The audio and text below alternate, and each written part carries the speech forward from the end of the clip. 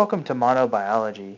In this lesson, we're going to learn about some of the important functional groups for biochemical molecules. More importantly, the functional groups that you'll find in the molecules that we'll be looking at in the next couple of chapters. So for instance, we'll be looking at carbohydrates, which is a fancy name for sugars. We'll be looking at lipids, which are fats and oils. We'll be looking at nucleic acids like DNA and RNA, and we'll also be looking at proteins. Each one of these functional groups are found in the various molecules I just talked about. Now, the biggest thing you have to do is decide which one of these two sayings is better. Putting the fun in fictional groups or putting the funk in fictional groups. I think they're both golden, but you have to pick one of those subtitles. And I'll be looking at your notes tomorrow to see which one you picked. And that'll tell me a lot about you probably. It's either fun in fictional groups or the funk in fictional groups. You have to pick one of those. Alright, let's get started. So you're going to draw each of these. I'm going to tell you what they are. I'm going to give you a little bit of background information on it. So for your notes, you're going to want to draw them. I'm going to point out what I'm talking about. I'm going to give you a little bit of background. So for this one, this is a hydroxyl group. And you've seen this before because the simplest molecule that has a hydroxyl group would be water. So if this R here, which means a group, it's like it's a chain of something that we can't see. So it could be carbons, it could be, well, in this case, it could be a hydrogen. Anyway, hydroxyl group is an O bonded to an H. Now, what's the significance of that? Why is an O bonded to an H a functional group? Well, as we know,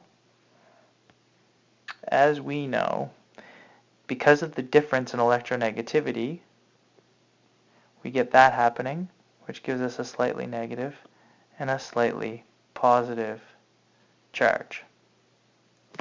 Okay? The name of compounds that tend to have hydroxyl groups in organic chemistry are alcohols. However, sugars and also amino acids and also lipids can have these functional groups as well as nucleic acids. They all can. If you just have one like this without any other functional groups, it would be an alcohol. Okay, so the functional group itself is this part.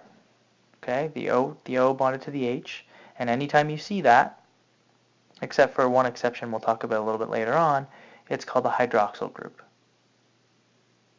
Okay?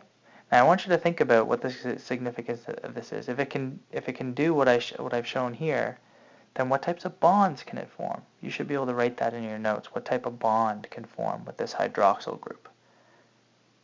Or if you prefer, what type of intermolecular force can form? All right, let's move on.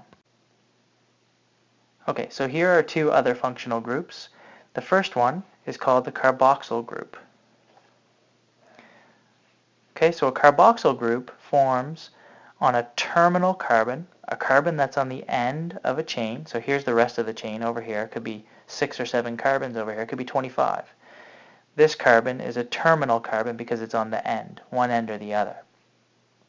Now, the functional group itself is this part. Okay? The C double bond O and the CO, and notice there's an OH group. So there's a hydroxyl within a carboxyl. But if you have this whole thing, you wouldn't call it a hydroxyl. This whole thing here is a carboxyl group. Okay? Now, the significance of this, again, you can see it would form, this part of it anyway, would be able to form that type of bond we just talked about, which of course was a hydrogen bond because of the difference in electronegativity. Now, these groups are called carboxylic acids. When you have this at the end of when you have this kind of thing going on in a molecule, the molecule itself is called a carboxylic acid. Now, what does that tell you? Well, it tells you that it's an acid. This hydrogen here can kind of move away from the rest of the group when it's in water, making this an acid. It's a weak acid, but it's an acid. Okay, so it has acidic properties. So would the hydroxyl group, by the way, that we just looked at. They'd have acidic properties. Now this carbonyl group, the difference between the carboxyl and the carbonyl is the fact that the carbonyl group has no OH. has a C double bond O, but no OH. Okay, and it's a functional group as well. It's quite common in lipids in particular. And there's two types of compounds that can come from a carbonyl group. There's a ketone. If this is the situation, okay, so in other words, it's not a terminal carbon. If the carbonyl group is in the middle of the compound somewhere, not on a terminal carbon or an end carbon, it's a ketone. However, if it's this situation, where it's on an end carbon, a terminal carbon, then it's called an aldehyde, like formaldehyde, you may have heard of. So aldehyde. Nice writing, Mr. Monahan. Okay, so anyway, ketone, aldehyde. Those are the two types of compounds that can come from carbonyl functional groups. Amino groups. Now, you've probably heard of amino acids. Again, same kind of thing going on here we've talked about before. So that's the functional group. This is the chain that's attached to. As we know, when you get this happening, you can have the delta negative around here and the delta positives around the hydrogen. So again, this makes up an amino acid because these hydrogens can be displaced when they're dissolved in water, which gives it acidic properties. Okay? But it's a polar molecule and can form hydrogen bonds. All right, here's a phosphate.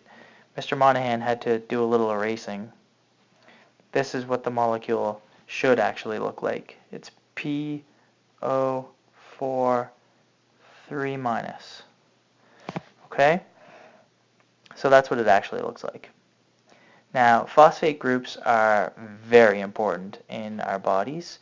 Every single nucleotide has a phosphate group attached to it, but also the molecule ATP, which basically is the energy molecule within our cells. It's the only molecule our cells can use to get energy from, has 3 of these. And obviously it's very important. It's a very important molecule. But it's also a functional group. You'll see it throughout various different molecules. And because of its ability, because of the 3 negative charge, it has the ability to form bonds. Different, mostly ionic bonds, but different types of bonds depending on what it interacts with. Sulfhydryl.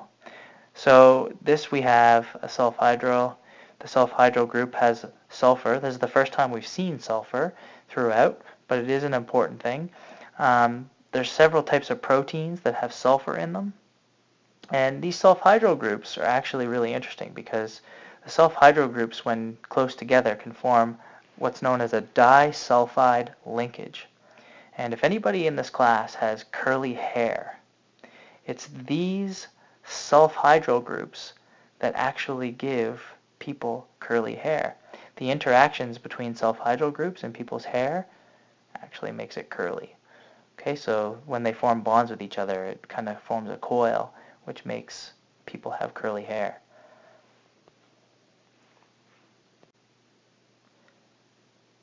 Methyl group.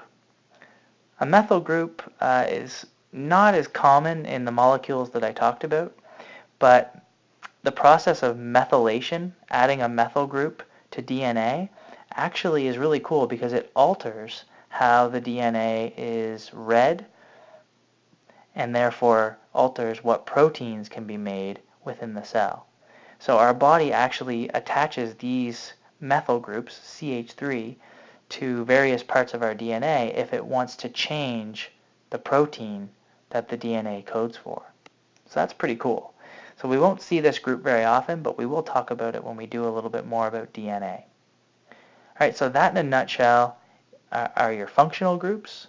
You remember what you have to do. You have to pick one of those 2 subtitles, either putting the fun in క్షణal groups or funk in క్షణal groups, and I want to see which one you've picked.